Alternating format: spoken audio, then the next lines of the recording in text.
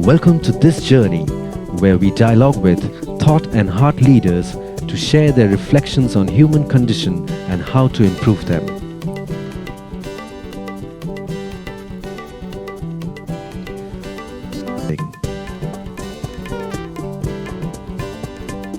It would be very, very interesting for me and the listeners to know, what are your early childhood memories? That's where you're going to start? Start at the beginning. I think I could answer that question in a lot of different ways depending on what aspects of growing up you wanted to focus on. I would start very practically with being really interested in math and science and being really interested in art. That was, I think, the main theme of growing up for me, was living in those two worlds kind of at the same time, but having no crossover, you know, kind of during the day being into math and science and you know, one of the few kids that actually really enjoyed school and loved learning, that sort of thing, and then would come home and do a lot of music and, you know, pen drawing, that sort of thing. So Lego building, a lot of that, you know, artistic side. But you know, the Legos actually turned out to be a hint at the future, because Legos are this great creative tool, but they're also engineering skill, right? You have to have the thing actually structurally hold itself together. And I didn't realize it for another 20 years or so. It took until I was 23 to start working in those worlds together, where I was actually doing robotics, which was for aesthetic installations, you know, art installations, but had to function in certain ways, so I had to know the engineering and started to kind of learn a bunch of different forms of engineering.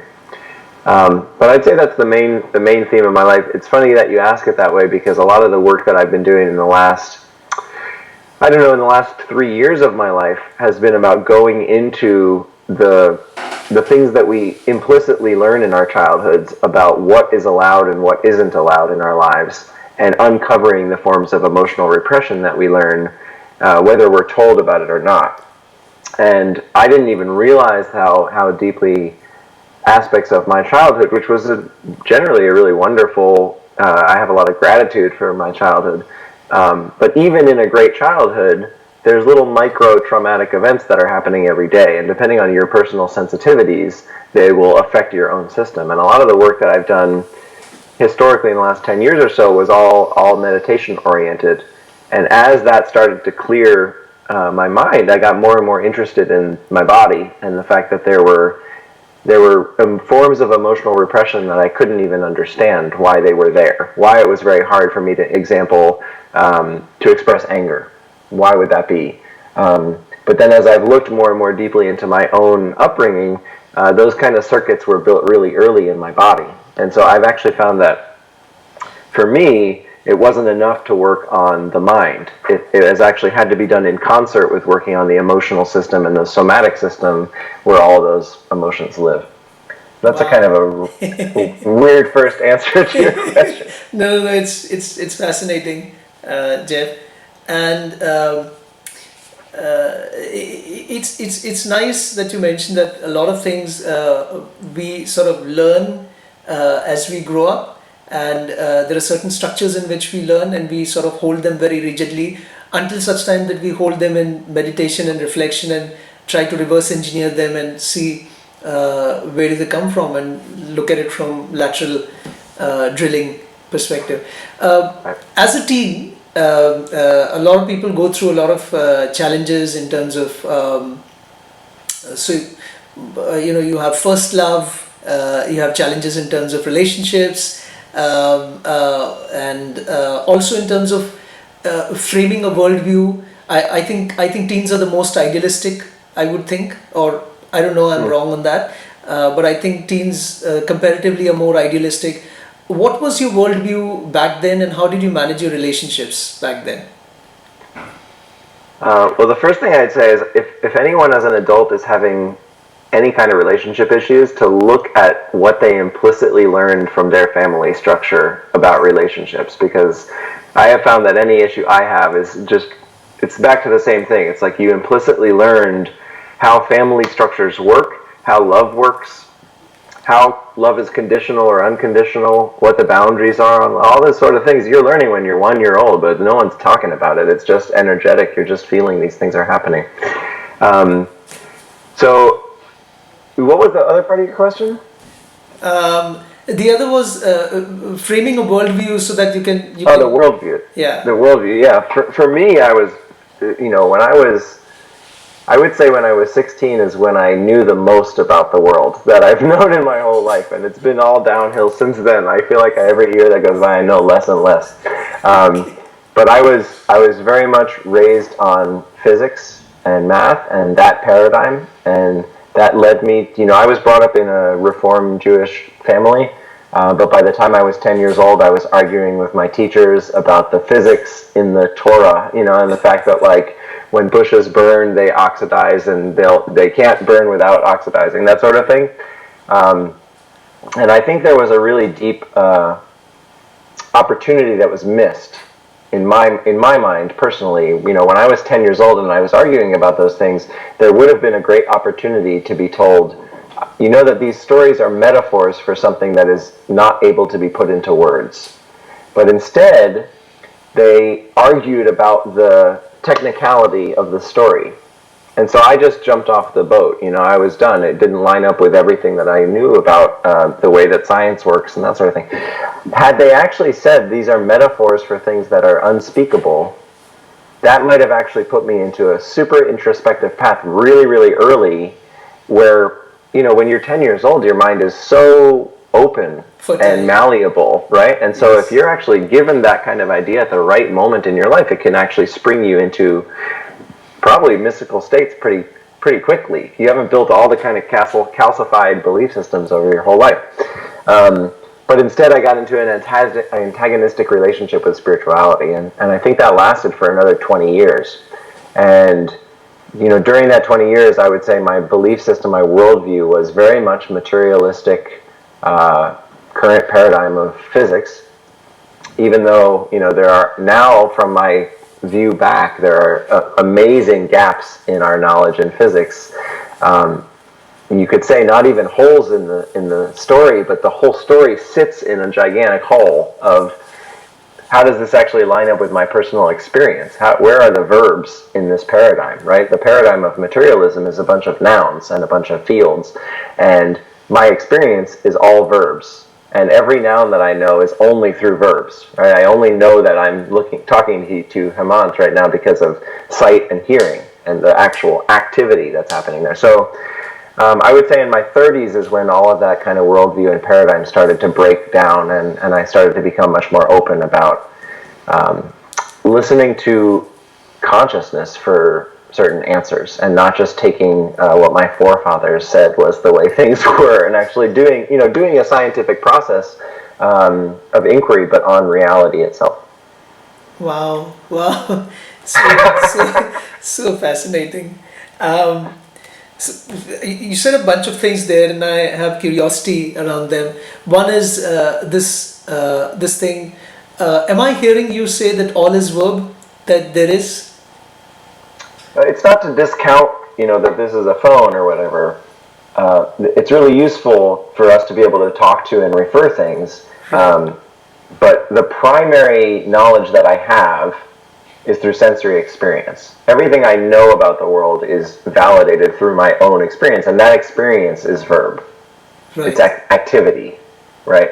I only know this because I feel, and because I see, and because sometimes I hear it. And so we definitely we grow up hearing this all the time, that there are objects and objects that contact each other, and consciousness doesn't even enter the picture of the paradigm, right? That's actually one of the huge fights that's happening in the physics world right now, is where the heck is consciousness, right? I know that I'm having this existence, but how do you get enough atoms together that don't feel existence and suddenly feel existence? That's a huge question. It's a huge gap, and people fight about it all the time. But I wonder sometimes when you're in a tribal culture and you haven't learned all of these kind of things, what's your actual experience like, right? Do you actually objectify the world in the same way, or do you just follow the desire and the whim of your sensory experience in a much more clarified kind of manner? And I don't know, because we learned a lot of stuff too fast and remember what it's like to be in a tribal kind of consciousness. But that's something that is always really curious for me. It's like the kind of thought experiments I really like are when you strip away certain elements that we take for granted, what's left? You know, that to me is a really interesting kind of scientific inquiry way to do a form of meditation, which some people call direct inquiry. And if you, for example, if you think about a baby, a newborn's experience on the first day of their life, what is that experience? What is shared with their experience, with my experience today, and what is different? And what I know for sure is they didn't have the ability to think about the future or the past because they hadn't taken any data about time yet. And they didn't have any language. So all the things I think about all day, which I think about in English, I learned over the first couple of years of my life, and they didn't have that. And when you look at the neuroscience, they didn't even have a distillation of seeing and hearing and touch and you know, all those senses were actually interwoven and hadn't pruned themselves into separate compartments yet. And so obviously a baby that's born, that's 1 day old, is having an experience. But 99% of my experience today is not part of that experience. So then the question becomes, well, what was it like? And maybe some of that experience is actually happening right now, but until I actually look at underneath all those other layers, I won't really have a reason to notice it. That's interesting. Very interesting.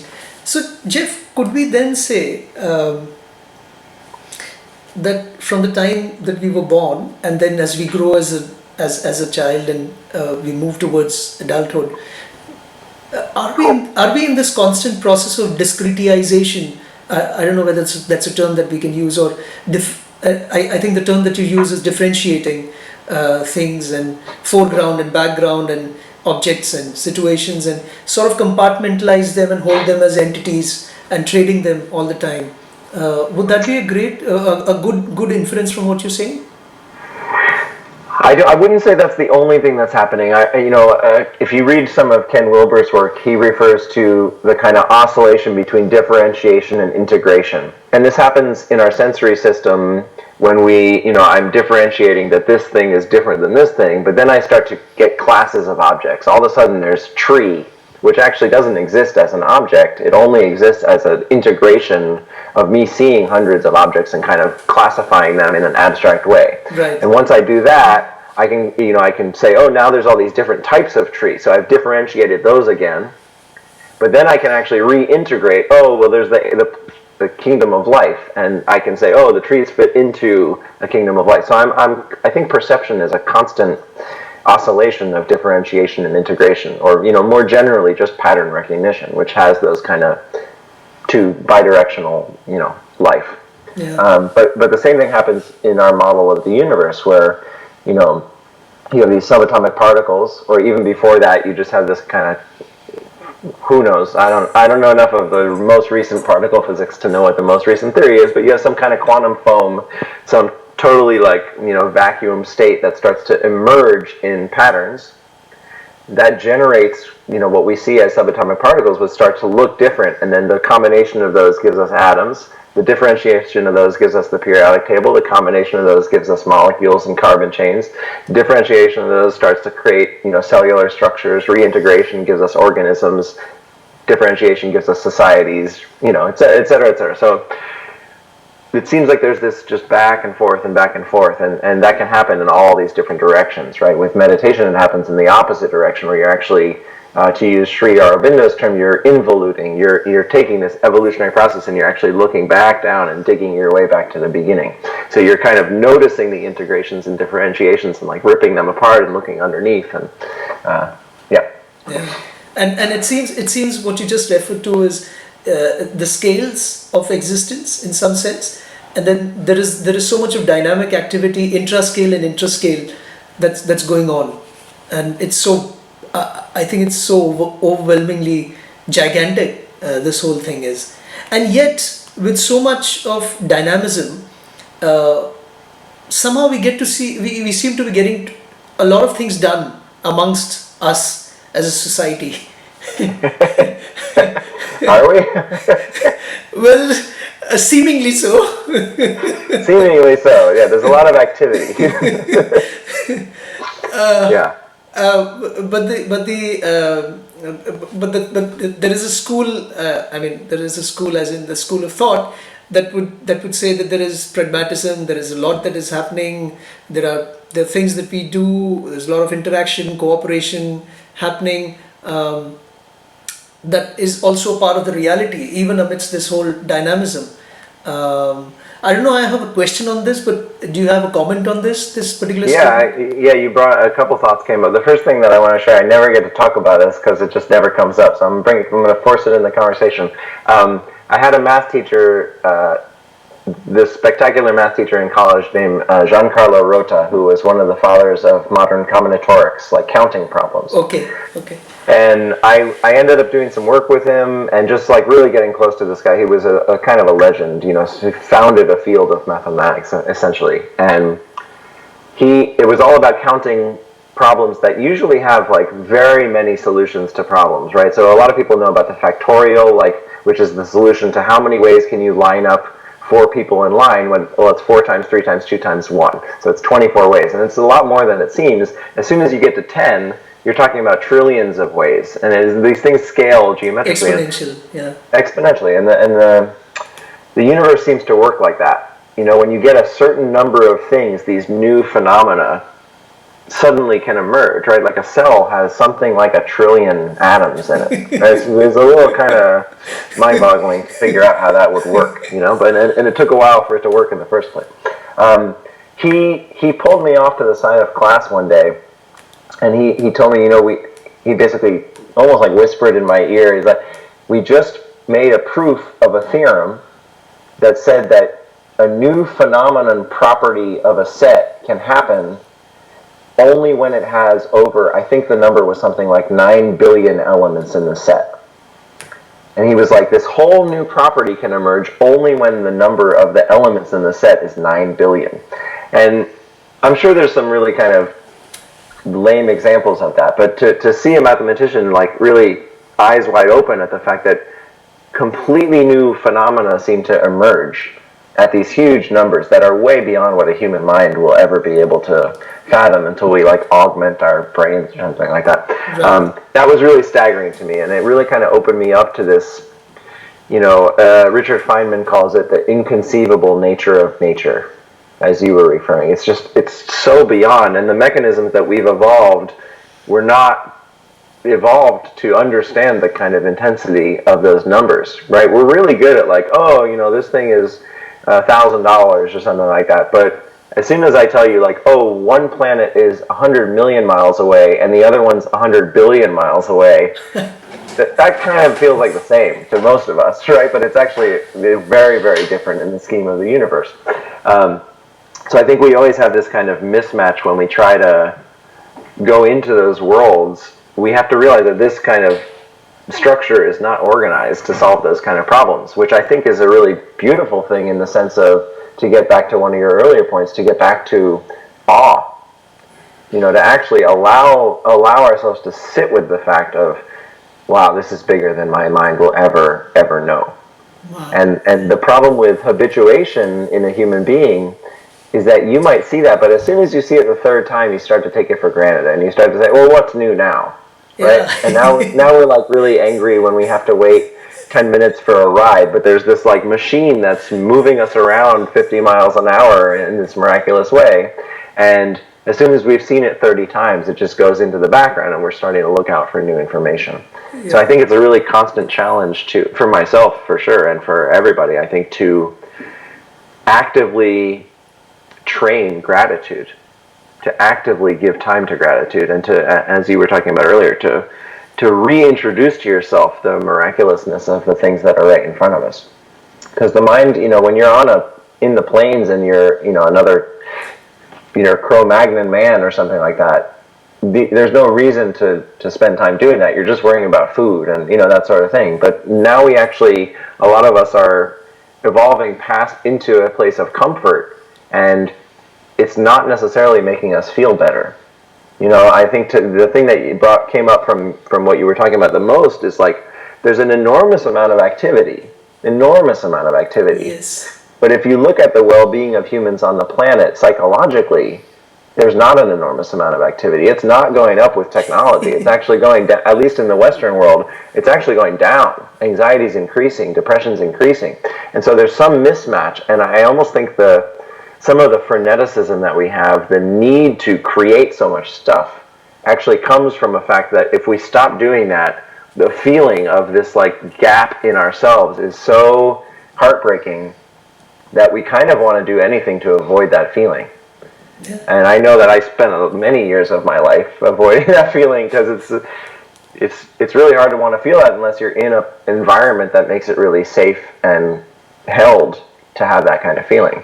But to me, that's the gateway to all the joy and all the actual feelings of love and true, compassion and empathy and connection. So it's a really funny kind of paradox. I think we're watching a lot of breakdowns in our society as we push harder and harder and harder to just find that fix of like, now I'm here, and we get it for like 5 minutes or we get it for a week, and then the same kind of thing creeps back in. And so I don't know what's going to happen, but it definitely seems like we're accelerating in a way that's not serving us fundamentally, and it's like starting to show some breakdowns in the system. Yeah, and I think there's this French Jesuit Pierre de la Deschâtaine, who said that we're fast moving towards this omega point with all our activities. I think that's what perhaps you're also referring to. I'm very happy that you brought out this thing about awe. There's a researcher in University of Berkeley, Dacker Keltner, the guy who founded the Greater Good Science Center there. The guys who do science of happiness, and so they have a wonderful MOOC, which is I think one of the most successful MOOC, called the Science of Happiness. And Dacker runs that along with the other faculty, and he's done research on the science of awe. And he's come to this thing where, whenever we experience, as you said, this narrow capacity that we have, which it has some narrowness, but it has a hugeness also. But whenever we are humbled and we experience this awe, it actually puts us in place in the infiniteness of the existence. So great, great to hear that. Yeah. I think as an artist, I think that's one of the things I'm mainly interested in is catching someone who's walking down the street who's just kind of thinking about their day and having them see something sensorially that actually doesn't align at all with the universe that they know, with their normal sensory system. And when that happens, it shuts down thinking. It puts you right back into a sensation where all that's happening is you're just observing what's right in front of you.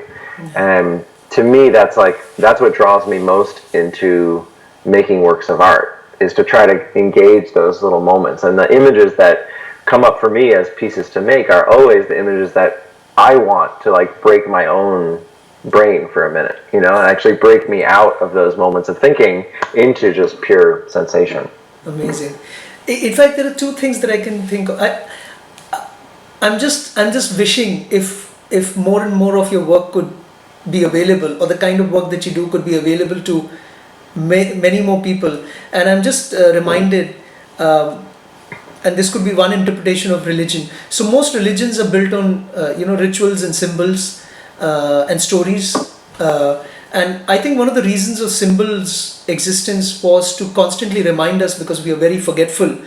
So we see symbols everywhere, and they sort of remind us and anchor us back to the thing. And I'm just wondering, in the concrete environments that we've created, if we can create something like what you're doing, and many more places, I think those could be the symbols of reminding us. I think that would be scientific religion in some sense. Yeah, if anyone wants to hire me, I'm available for new work, spread the word. Yeah. And I was just thinking, as you were speaking, that when we were in nature, maybe amidst nature long time back, there was so much of activity in the nature, so much of change around us. Somehow these concrete structures around us probably have stabilized us in some way, and dehumanized us in some way. I don't know whether you can relate to this in some way.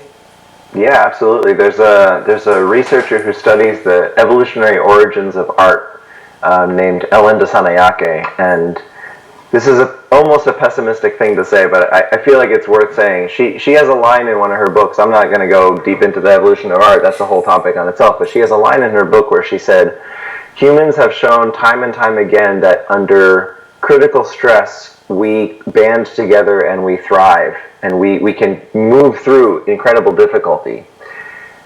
Whether we can survive in comfort is still to be seen. Ah. Which is like, it's a downer, but it's like,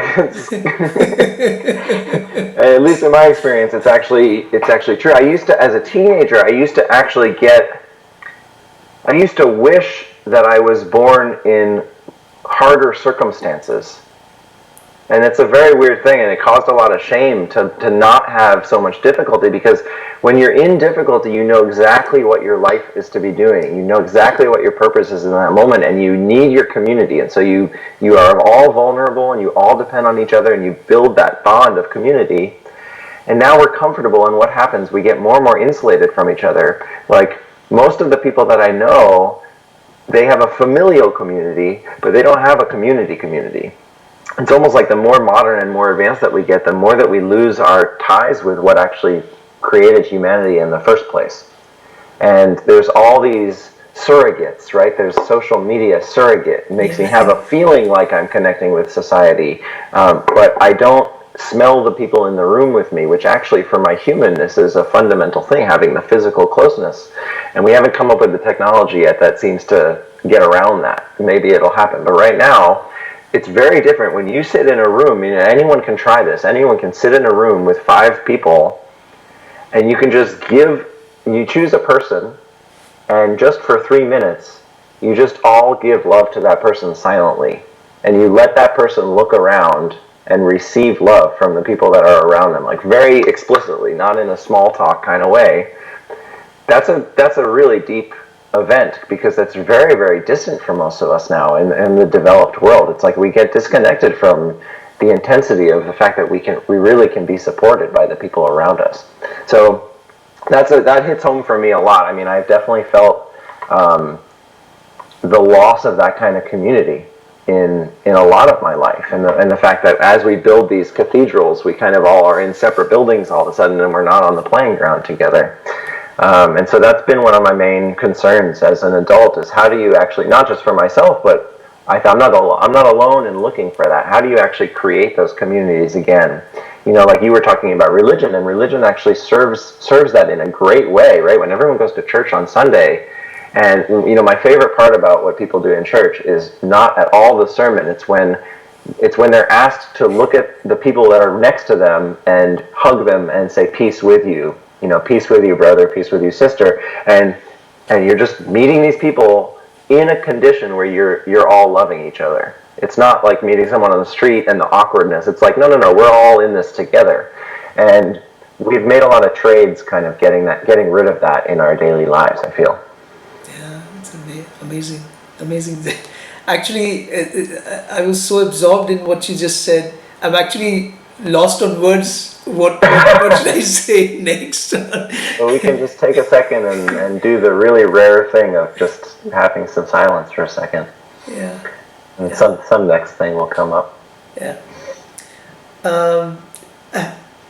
Have you been able to spend time on this phenomena, the new phenomena of organization structures called holacracy and sociocracies? Okay. No, I gotta write down this term. Okay, so I was interviewing a couple of weeks back a wonderful person from Barcelona, Spain. Her name is Lisa Gill. She's working on this whole phenomena called reinventing organizations, primarily working in the corporate sector. Where so here's the case. I think at the turn of enlightenment, the promise was that if you were to be governed, then you need to have a voice in terms of who will govern you and how they will govern you, and that's how democracy came in.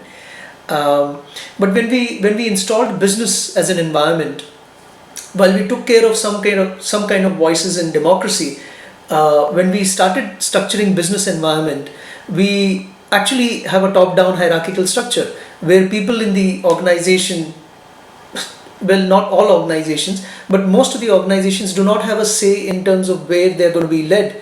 And Right. you have a top-down hierarchical structures, people feel subjected to power, and that's why you have high disengagement phenomena. Like 70% of Fortune companies' employees are disengaged. That's poll coming out from Gallup and other organizations.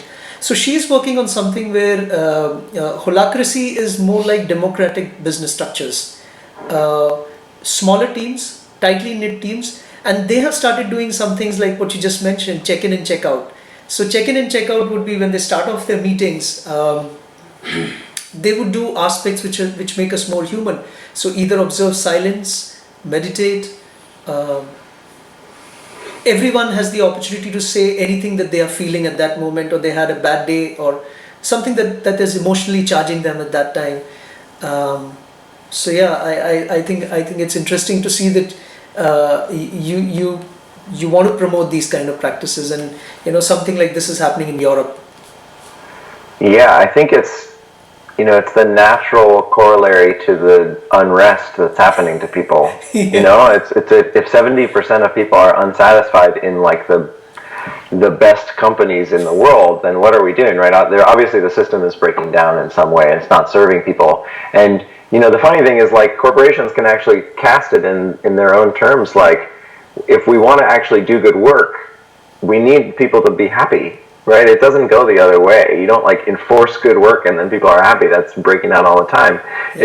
If you make people really enjoy coming to work and they feel like they're a part of the community, then people love being on teams. People love achieving goals together, right? It's a natural kind of thing. Yeah. The one thing I'd say about check-ins and check-outs is that there's a lot of ways to even implement a check-in, and I don't know enough about this kind of system, but I'm not turning any of this negative, but like the classic way to check in is, here's where I'm at, here's what's going on for me. Another way to check in, and I'm actually playing around with this as I design this class for high school students, like, I think it's really cool to do a check-in where everyone gets 2 minutes to say, like, what's been going on. I've been really having a problem in my relationship, I've been having financial problems, whatever wants to come up, and then they're all together. But then to go around again, and for 2 minutes people check in, and they're only allowed to describe the physical sensations in their body that are present in the present moment. Not anymore about the story, about anxiety about the future, or worry about the past. Because as far as my experience and the work that I've been doing, all of these things, all of our stories come out of physical unrest, sensation that's in the body, that's unsettled, that doesn't have a way to get out. Sometimes it's just grief hasn't had a chance to get out, and if you feel into it for a while, you feel that little heartbreak, and then you cry for 45 seconds. This thing doesn't need to think about the problem anymore. It just needed to feel grief for a minute. But we don't have like any outlets for that in our culture. And I can only speak for kind of like Western United States culture. It's the only place I've lived regularly. But if someone needs to release grief, release anger, it's really hard to find opportunities to do that. And I think as soon as companies, or anything, but we're talking about companies, as soon as companies were open to the fact that people could just like let out stuff and be supported with each other, then you're going to feel what it's like to be in a team, right? And then people are going to start actually automatically just like being super excited to work on things together. Yeah, I like the way you said that. The second time, the first is about the story and the wandering thing, and the second is about the feltness, the sensing part of being here and now sense. Yeah, that's. Yeah, I would put a blank admission out there that I probably didn't know I had sensations in my body for like 20 years. Probably from like 10 to 30, I was like totally disconnected and in my head all the time. And all of my feelings, if you asked me how I was feeling, I would say like, I feel like I got to get this done. But that's not a feeling. That's actually not a feeling at all. That's a thought. I feel grief in my heart, or I feel tension in my gut as a feeling. But I wasn't even aware that I was describing things that weren't feelings as feelings, right? And that's a very normal thing that we do the more that we get into the conceptual universe as adults. So there's no fault in it, but I was totally blind to the fact that that was a whole aspect of my life, and there was reasons I was staying away from those feelings, because they were uncomfortable and because they didn't have support at the time.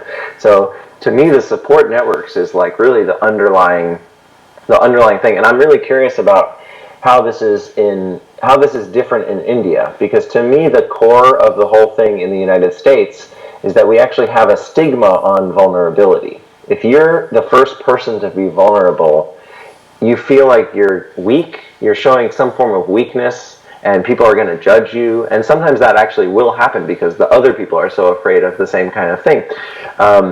But I'm really curious if you find that to be the case in India as well. Oh, that's okay. I can speak from my personal experiences of people that I've come across, and it's almost the same. We're supposed to be right all the times.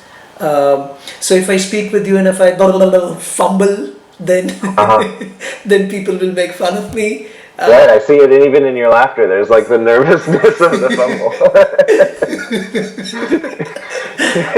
If I'm walking, if I trip. So I think this thing of wanting to be right all the times, and society putting such a huge, I think, I believe that society is like a physical force acting upon you in some way.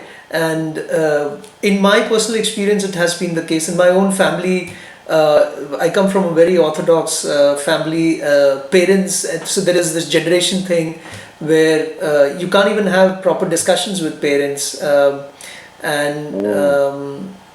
yeah, I think yeah, vulnerability is something that is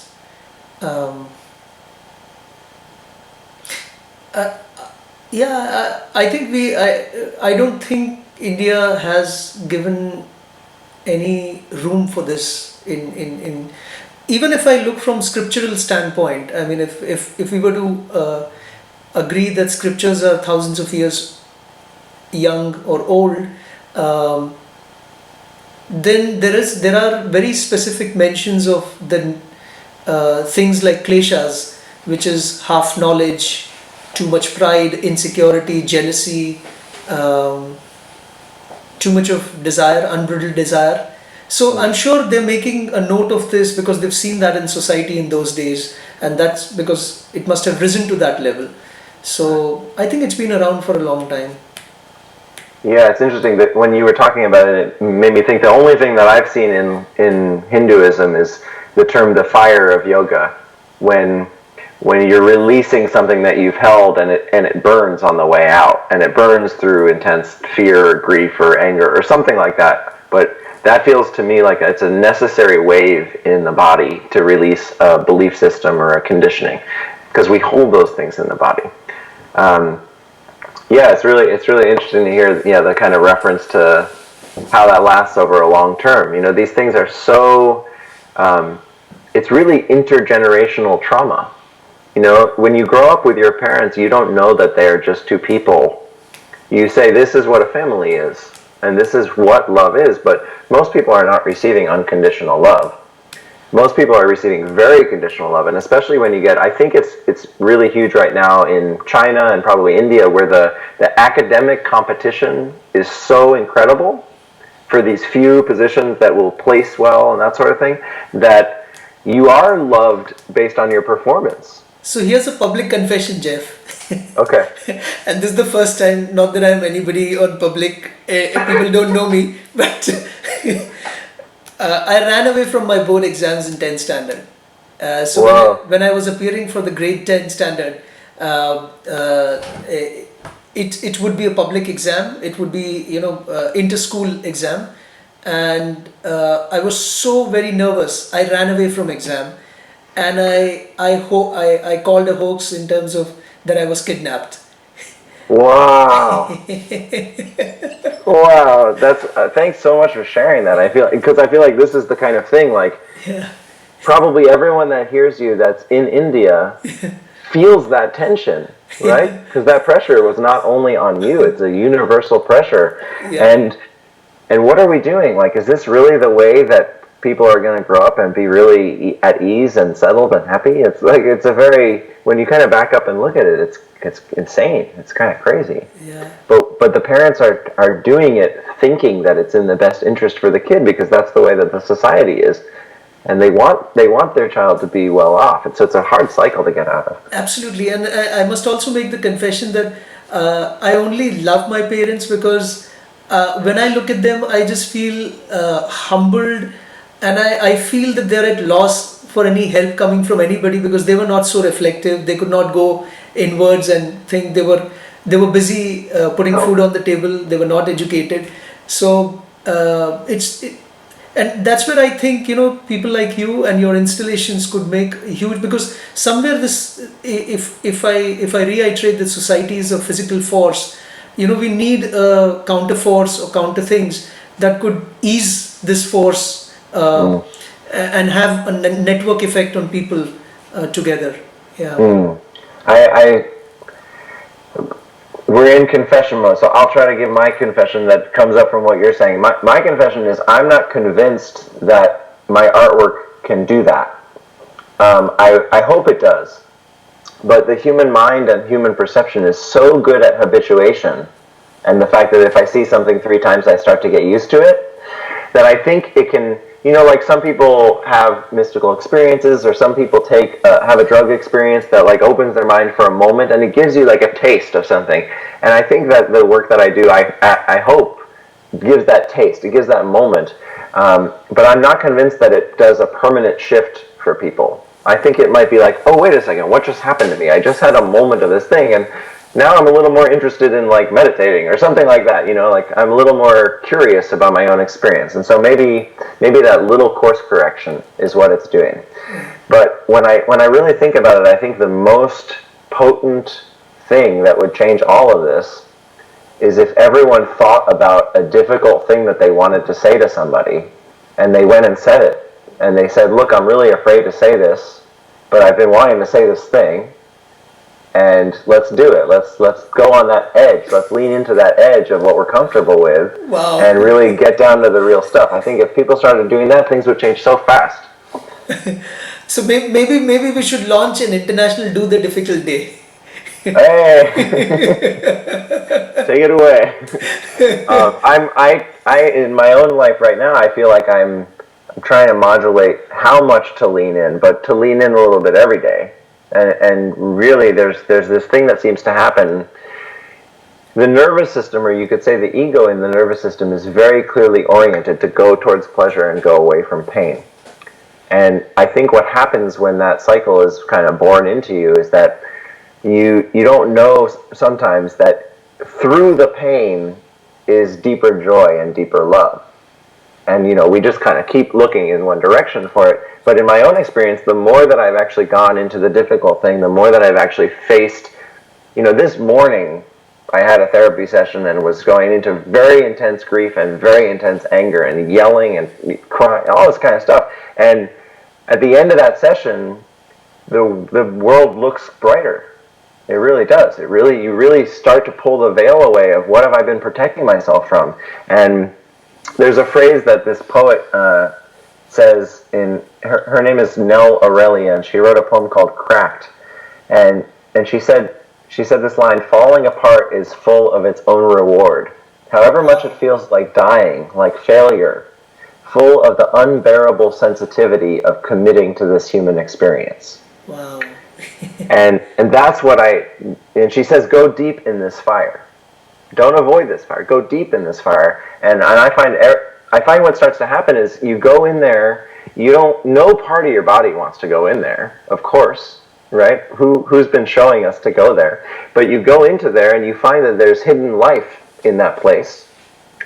And when you go there and you go there and you go there, you start to realize that the ego's theory is not true, that I should always orient towards this pleasurable thing.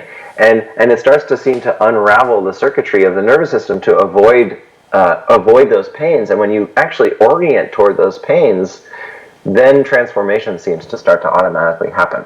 So my hope is, in some sense, that as a critical mass of people in the world start to lean in that direction, I leaned in that direction out of need to find that life force and to find that joy. So the motivation was very clear. I think more and more people are hitting that point where they have to find what's really going on. They're kind of at their wit's end, and I think that'll create a huge shift in society as more people realize that actually leaning into that stuff unravels all of the pain and actually allows, it doesn't get rid of pain, it actually opens you more to pain. You get more and more open to it, and eventually you love that there's pain because that's where your life is. Yeah, so it's a very interesting renegotiation of the nervous system, I would say. I have a silly unreflected theory around this. So I feel that there was a time, at least I can only speak more authentically about my lifetime, that there was a time some 20 years back or even 15 years back when the choices we made and the number of goods that we had were not so much as we would be doing right now, in terms of so many choices and so many goods and so many things to take care of. So my thing is that in some way the space is good, and let's space a little more and more and more, because the faster we go through so many things, the faster we have this pleasure treadmill overrun itself, that we would understand the uselessness of this faster. And I don't know, that's my silly No, I agree. When people talk about environmental breakdowns and political breakdowns and societal breakdowns, when you back out far enough, it actually is often a blessing in disguise, because nothing in evolution changes without stress and breakdown first. There's never going to be motivation to change the environment until people start actually getting affected from the environment. So it becomes harder and harder for me to be like, oh, this is horrible. The question is it going to get so bad that it's irreparable before it switches to the other side? And hopefully it doesn't. As Alan Watts says, hopefully we just barely are on the side of the good on average, but you can't get rid of the swings, it seems like. So yeah, I feel you. Sometimes it's just like, let's get it over with. Let's just head into this and have this thing crumble and rebuild a new thing. Great. This nicely segues into technology.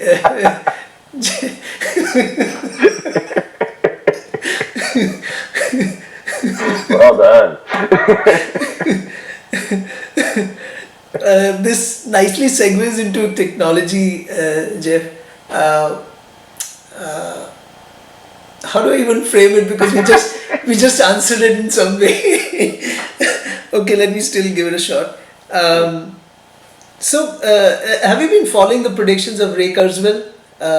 Sure. Yeah, and he's got this thing around 2029 and 2100. And what do you have to say on that? I mean, what is he indicating?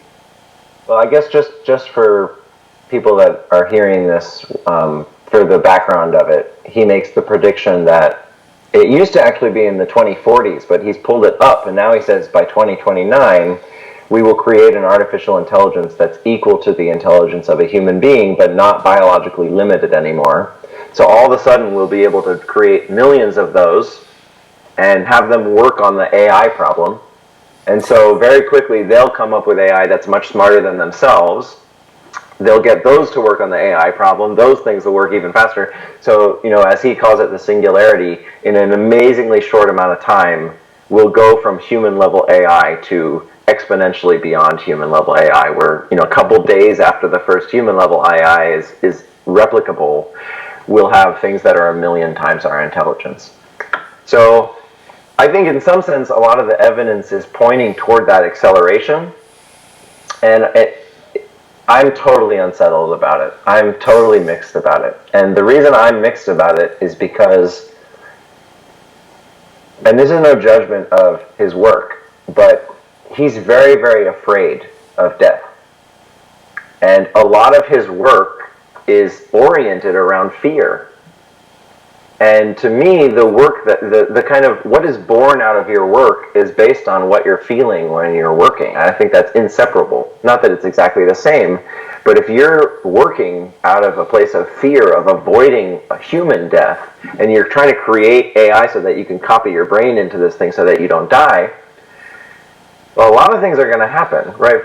One of the things that's going to happen is as soon as your consciousness goes into the AI, you're going to realize that your consciousness was never limited to the body in the first place. So that's a funny little automatic spiritual awakening that might happen. Yeah. And I think the other consequence that could happen is we'd be able to upload these things into this form that would not have a biological death anymore, and we'll still be afraid of death.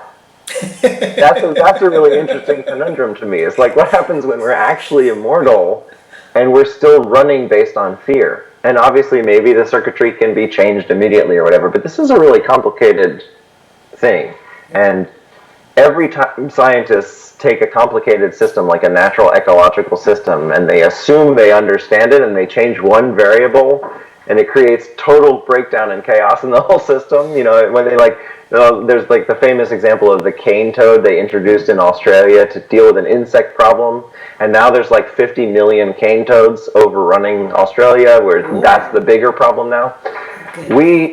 What I fear is that we as human beings oversimplify amazingly nonlinear complex problems all the time, and I don't know where that's going to go, but I think there's ways to work on the fear while we're still in the human biological system.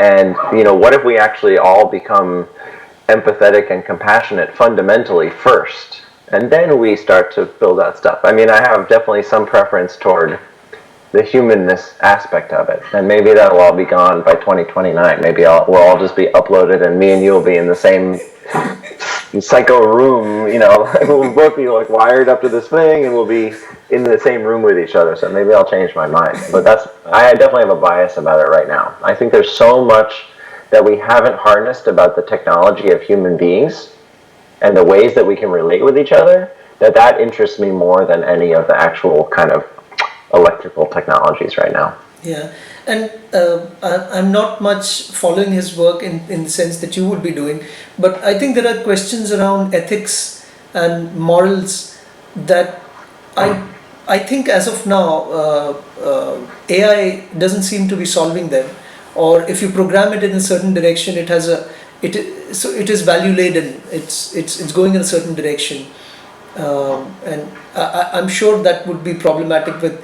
I think by then we would be almost about 8-9 billion people on the planet, and how would it play out in terms of people's employment, so where do you stand on this, Jeff? If machines are going to take over most of the repetitive or complex algorithmic things, what would you and I be doing? As in, you would definitely be doing more of sculpting, but I'm saying more. We'd probably still be having this conversation. You know, until the technology can flower creatively the way that a conversation naturally does. You know, we had no idea that we would be talking about this right now. It just wound its way through the universe of possibility. So I think there's still a while before that gets hijacked.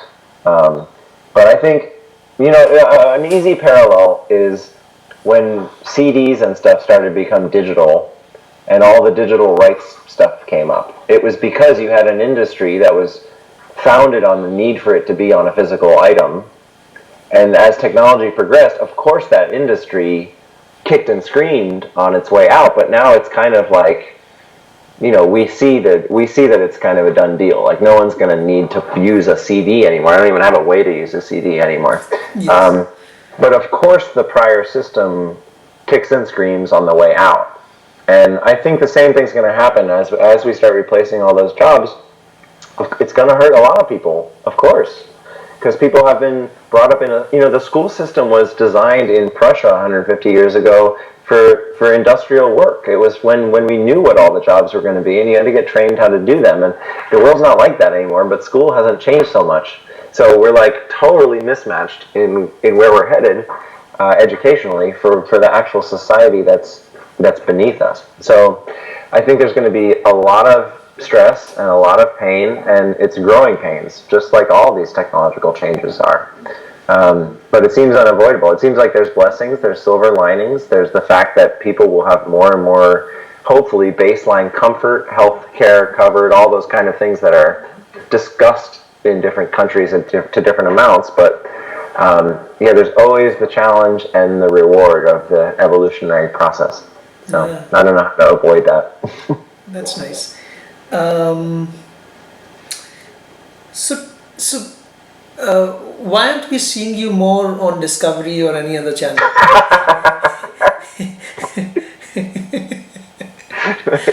Amazing. Yeah, it's so funny because in the U.S. Time Warp, when I was hosting Time Warp, it was in 2008 and 2009. Wow. And it started airing in India a lot later than that, and I think they kept it running a lot longer. I don't even know if it's running right now or not, but there's always this mismatch when I talk to people in the Western world or in India with how much of my life is oriented around TV, and to me right now it feels like it's a past life. Just, it's like 9 years ago, so it's a really long time. Yeah. And I think I learned a lot from TV, and one of the things was, it was one of the most stressful times in my life working on TV. For anyone that, you were talking about people worrying about fumbling talking, right? When you have multiple cameras on you all day, and you have 30 people in the crew looking at you all day, hoping that you say these really funny, smart things all day, that's a lot of stress. Yeah. Yeah. Depends on the person. Some people thrive in that kind of environment, but at the time, I felt like I was under a lot of pressure to be a certain way as the host, and I wasn't feeling like, oh, I'm just allowed to do whatever I feel like. And so needing to orient myself in that way added a lot of stress to my life, and it kind of turned me off of TV. So I'm really still really interested in the potential for media to massively amplify and transmit Absolutely powerful, transformative information. Absolutely. But I think the web is actually a much easier space to do that, because you can just do whatever the heck you want, and some people will watch it and some people won't. But you don't even have to I don't even have to depend on people having a certain TV or certain cable or anything like that. Like if I put a video out, I might still get 10,000 people to watch it, just picking and choosing a couple from every country in the world. And that is really incredible. So I think I'm interested in the possibility of it, but it's very theoretical in my mind right now to get back into it myself. That's nice. So Jeff, how would you can you share something as to how do you spend your day, what do you do, and what's occupying your imagination more nowadays? Yeah, I really split my time now between artwork. Like the stuff right behind me is prototypes for a sculpture that I'm producing. We're doing some installation work, so large scale and small scale artwork. Been interested in all that still, and I would say that's about half of my attention during the day. And the other half is just work on myself. Whether it's yoga, whether it's therapy of some sort, whether it's meditation of some sort, whether it's an anger exercise of some sort, just kind of like there's many ways to introspect and work on your own system. And I have found myself like that's become the most interesting thing to me right now is to figure out what slip knots are in there and pull them and undo them. And it just gets more and more interesting. Like the way that we construct our adult consciousness based on our childhood experiences is so fascinating to me. And that has led me to, we briefly touched on it, but that has led me to, I'm putting together a class right now for a high school program that's going to be, starts in about a month. Can you talk a little more about that? Can you talk a little more about that? Yeah, sure. It's a alternative high school program where the students just do one thing for 3 weeks. Instead of having a class for 40 minutes and doing math and science and whatever, just for 3 weeks, it's just one thing. And then the next 3 weeks, it's a new seminar, and it's a new seminar. Wow. So it lets your mind dip a lot deeper into the topic. It's an implicit lesson we teach people when we ring a bell every 45 minutes and they have to switch what they're doing. We help teach them not to really get into anything. We didn't even realize that we're doing it, but it's like, oh, if you're really interested in anything, never do it for more than an hour, right? And that's not what adult life is like. Adult life is like, I go to work, I'm here for 8 hours. Like, what am I going to get into? So there's a really beautiful thing in that whole setup of just having that kind of structure. So I've taught at this program before, and I've taught kinetic sculpture, helping students. It's high school, so it's about 15 to 18-year-olds, helping students learn how to build moving sculpture. I've taught Arduino hacking, if people know what Arduinos are. It's like little circuit boards that you can immediately plug in sensors and motors and make things move. So I've taught things like that at this program, and so they know me at this point. And I came to them about a month ago, and I proposed teaching a class in emotional intelligence, self-awareness, and vulnerability. Wow. Specifically highlighting vulnerability, because to me that's the core. In our culture, people don't feel like they're allowed to be vulnerable. And when I have found communities where you're allowed to be vulnerable and the community supports you, it feels so good. It's what everyone is secretly craving all the time, is that they actually could be totally themselves and people would still love them. But people don't give themselves that chance. So that's one of my primary interests in the program, is to come up with a bunch of different exercises, experiential work, not a lot of theoretical work. You know, a little bit of kind of context and evolution and how our system goes into stress and all that sort of thing, but mostly do this experiment with each other right now. Okay. You know, figure out what your fears are and lean into them. Figure out what you're grateful for and focus on that. You know, as you were talking about earlier with your own programs, it's a mixture of mind work, you know, understanding your relationship with your thoughts and how you get yourself into cycles of stress.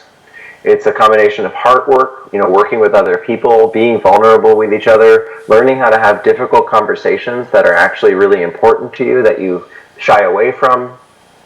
Body work, where you learn to sense better into your body. So that's a combination of things like yoga, qigong, learning how to sense subtle energy in your body, and also things like anger work, you know, learning what it feels like to actually move certain energies in your body. So it's kind of like a multi-pronged approach to self-awareness that I wish I had been exposed to when I was 16 years old. So I'm really trying to design this thing for Jeff, you know, trying to be as selfish as possible. Like, what are the things that if I had been exposed to, you know, here's another confession, and I've talked about this in other contexts, but, you know, when I was 15 or 16, I was near suicidally depressed. You know, I had everything going for me in the world. I was a good student. We were in a well-brought-up family, all this sort of thing.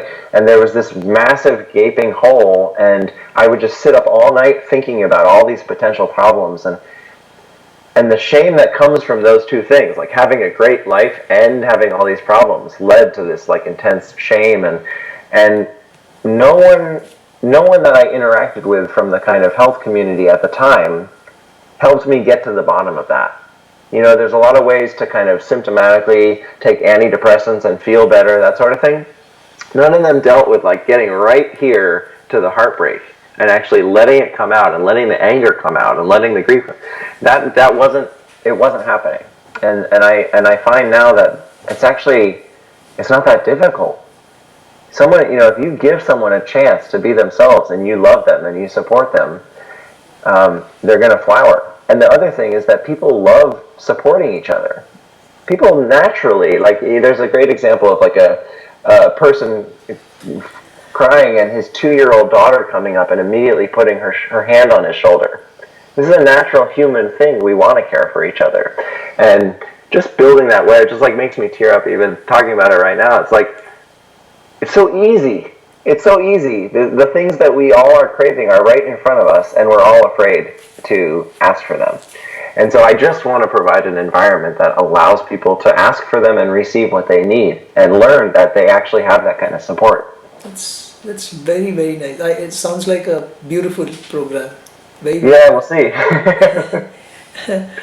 And maybe, you know, sometime later we can also discuss if you can bring this to the program, or it could be aligned to the program that we are planning to do something in India. I had one curiosity, Jeff. So one of the narratives that we hear in society is, and I think it came during our conversation also, let's say if we were to say what we practice grows, then also practicing our response to tough environment would in some way grow us. If the earlier statement was true, then this would also be a natural corollary. In which case, suppose if we provide a caring environment and not let kids evolve for themselves, are we doing harm to them? So this is one pushback that I have seen. I don't personally believe in it, but I don't have. I have a slightly different way of looking at it. I can share that with you. But I would be very interested to know. Am I framing the question right for you to? I mostly understand it. You're saying if we do this, are we not giving people a chance to learn how to kind of make it on their own? Is that what? Yeah, A and B. The toughness also builds the character and the defines the person in some way. So would we be taking that away from them? I think it's a great question. I think it really gets to some of the core of our cultural belief systems, and I used to think that was true, and now I think it's totally false. I think when we develop a belief that it's weak to ask for help, we get very independent. And we actually, in the Western culture, we actually promote this. We want the singular genius to do their own thing totally on their own, right? When we have that kind of independence that doesn't depend on anybody, it's really hollow. It looks very independent, but it's like the 4-year-old who's like, I'm going to do this all myself. Like it's not actually firm, because it's not backed up by all of society and all of the support that's available. I think what I've learned, especially in the last couple of years, is I lived a lot of my life like that, where like I'm going to do this on my own, and I was tougher about it. And when I started to break open and realize that the more I broke open, the more support was available, then I actually started to feel, oh, you know what? There's like real power in that. Because if I actually want to do something in the world, and I know that I can ask 7 billion people for help, how much stronger am I than if I feel like I really got to do this myself, and I got to orient myself in a certain way, I can't break down, I can't have fear or grief or anger or whatever. It's actually a very hollow form of strength. And I think the danger is that it's mostly, in a lot of our culture, it's the only strength that we know. And so it's like, well, I'm not going to lose this strength and start to break open, because there's not we don't know that we're going to support each other. Yeah. But in my own life, as I've seen it, you have to kind of titrate. You open a little bit, and you see that someone's there, and you trust it a little more, and then the next time you open a little more, and more support comes in. And every single time I've been vulnerable about something, people get closer to me. My relationship with the people I'm with actually gets closer. And that feedback cycle is incredible, and it disrupts all of these belief systems about do it all yourself. And those are old, so it takes a lot of practice to undo them. Very interesting. Very, very, very nice to hear the way you framed it in terms of highly individualistic versus community, and community as growing together rather than an individual trying to prove himself. Yeah, and as you were talking about the educational pressures, like, we're not helping. Yeah. All the systems in place are not helping. And so it's a lot to find one person that you can test this out with and say, you know what, I was thinking about being a little more vulnerable, and here's the thing I've been thinking about and hesitant to talk about, or here's the thing I've been feeling that I've been ashamed of feeling. Like, usually the other person, well, they're either going to be terrified and walk away, and you have to be ready for that, and you're going to lose some friends, or they're going to be craving it secretly, and they're going to be so relieved that they can have finally a real interaction with another person that has similar feelings that they have. So it's really hard. I think the difficult thing, and this is a thing I would love to brainstorm about and figure out how to help, is it's really hard to be the first person to do that in a group. Yeah. You gotta be the person who puts yourself on the line to have people walk away. And for me, there was enough pain that was motivation enough, where I'm gonna try it. If people are not gonna be there, whatever, I have to try at this point. Like, I can't just try to do this in a wall anymore. So, but for a lot of people, there's enough comfort that they keep playing the game every day. Every day they put on their mask and they reveal 30% of themselves to the world, and they kind of get by and deal with it. And the question is, is that really what we want from our lives? Is that like, if we feel into the dream of our lives, is that what we're looking for? You know, do we want to kind of put the mask on and kind of deal with life that day? You know, when people say, how are you doing? They say, oh, I'm getting by. You know, do we want to be getting by? Is that like our goal? You know, we're going to have decades more of life here. And at some point that wasn't enough for me. And the other thing I wanted to say, based on something you talked about earlier, about this kind of independence, this need to do it yourself. The example that I always think about is Gandhi, right? He needed the support of everybody to do what he was doing. And he was okay demanding the support of everybody. You know, and he started out as a lawyer who was afraid to talk and had, you know, issues talking in court. And the more that he was able to be helped by his community, the more that he felt empowered, right? And so depending on your community is not weakness, and it actually is clear determination comes out of that ability to grab that support. Yeah. I want to go back to the thing that you just said in terms of, you know, how can one be the first one? And I think interestingly what technology is showing now is these kind of things have at least started emerging in most places in the world. So now I think referencing it there would also help. So a lot of places, you know, people have realized, like, there is something called as the quiet revolution happening. I think somebody from New York is running this, where they're encouraging. So here's the thing that they are saying, that the society is structured around extrovert people. In the sense it has high currency for people who are extrovert, seem confident, seem sure.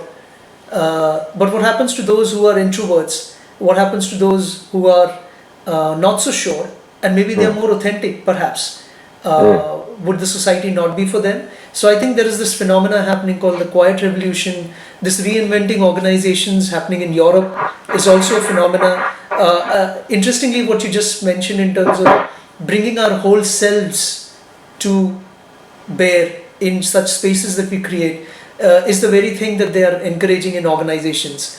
And in fact, 12 organizations have been identified in Europe, including one in America, if I'm not mistaken, Morningstar, where such practices are being put in place. So I'm very optimistic about this, and I'm very happy the way you framed this. There is one thing which I would like to share with you and maybe draw your opinion on that. So, you know, my earlier question was, would we make them weak by not letting them face the tough themselves? Almost about 130 years back, this country saw a great thinker, Swami Vivekananda. In fact, his name is very interesting. The word Vivek Anand is if we split it, and the word means bliss in the seat of discretion. So it's like the steady state of wisdom. So I think his theory, if I'm reading him right, I'm still a student, is no matter what the outside, whether pleasurable or painful, you're in a poise. So if somebody is there who requires love, you're open to give love. If you're feeling slightly vulnerable, you don't feel shamed, but just go ask for it. And so maybe that's something that we need to develop. I don't know. Yeah, I think, you know, at least when I got involved in learning about spirituality, there's I don't know how to put it except to say there's a really heavy bias toward positive emotions only. And I think that causes new types of judgment and shame about the fact that we still have other emotions that are pain and shame and grief and anger. And actually, the more that time goes on, the more that I realize the only difference is about resisting emotion. And the real thing is, are we resisting our emotion, or are we surrendering to our emotion? Because all these emotions come up they're really intelligent, right? When you get angry, it's because some boundary has been crossed that should not be crossed. And when you're Gandhi or Martin Luther King, you have plenty of anger, but it's determination. It's not personal reactive anger. It's clarity and determination about the way things should be and the way that they aren't. And I think in our cultures, when we get more and more focused on cultivating only the good, we secretly are judging the bad, and we create these new circuits of resisting those elements. And I think as long as you're resisting anything, you're not free. Wonderful. So, wonderful. And I just realized that we can go on, and I felt so connected that we could go on for another couple of hours, I guess. but I'm sure you got some things to catch, and so what I would do is so first of all, I think of all the interviews that I've had, I'm grateful to all the interviews, but this has been the most animated, I would say. Cool. Glad to be part of it. Yeah, thank you so much. And how can we take this? So this is the last thing, last couple of curiosities that I have. Yeah. What are you reading nowadays?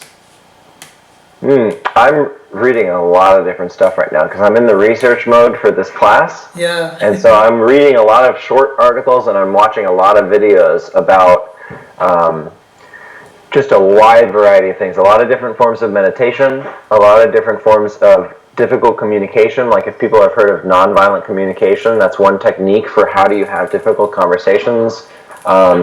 I am literally every day I'm having interviews with people about the class and about basically people that do work with groups and just trying to harness what kind of information. But if I were to recommend one book to people, it would actually be a parenting book. And the book is called Listen. And it's a book by a woman who started a program called Hand in Hand Parenting. And in some sense, all the stuff we're talking about is about allowing the full range of expression of humanity to come out.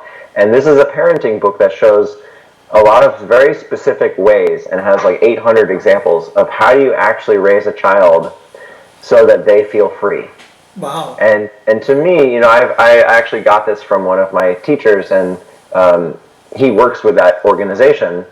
And when you think about all the ways that we might change the world or improve mental health in the world or emotional health, everything could change in one generation if we knew how to raise children so that they felt free. Then we wouldn't have to spend our adult lives trying to undo all the things and free ourselves. We just have to not have those things form in the first place. And I think this book called Listen, it's by Patty Wipfler, Wipfler, I think. Okay.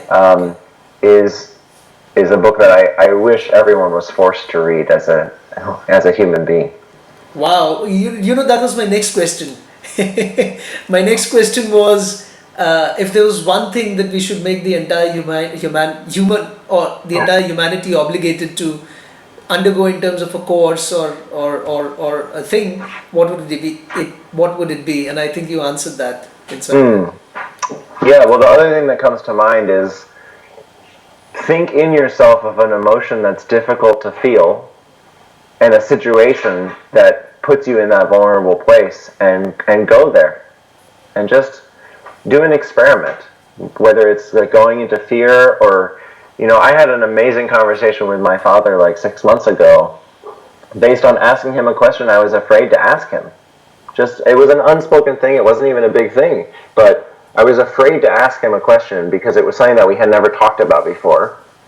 And we ended up having one of the best conversations I've ever had with him in my life. It was a 3-hour conversation, and we got into all of this family history stuff, and just this whole world opened up. Wow. And I would say if people could do one thing, it would be to look for a situation that they have a little resistance to. Don't go for the huge, impossible thing. Go for the little resistance and try it out. And, if you're afraid that you're going to come across as angry when you do something like this, then the first thing you can say is, hey, I want to try something with you, but I'm afraid it'll seem angry. How do you feel about that?